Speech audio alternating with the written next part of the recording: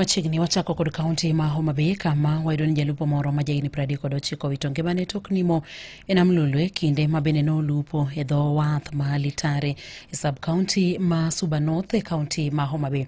Kalure gi Meshak Wachianga ma bende en jalup ruoth ma Kamasengre ne oyudo lipot ni jalupono ma bende oyang nyinge kaka David Odhiambo ma wuok Got Kokech ne onimo e nam tok apaka mapek bae ei pi. Oyango ni Odhiambo ne nitiere kanyakla kod jalupo moro machielo.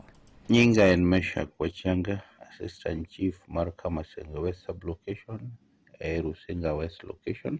Ayudo report gimoro kar saa 2 otieno kwa kuom jalup jakom mar beach ma Litare ni nitiere jago manowito ngimane e pi. Jago ni en member mar Litare Beach, owito ngimane ma beach miluongo ni Ukowe machiegni kod beach no. Nyinge en David Odhiambo Togo, jahigni 39, owuok area mar Got Kokech e Homa Bay sub-county. Repodni nodonjo ni nowito ngimane gimoro kar saa 12 odhiambo kendo wachore ni noyudo en e wiye malo. Apaka mapek ne nitie mane obaye molwar ei pi.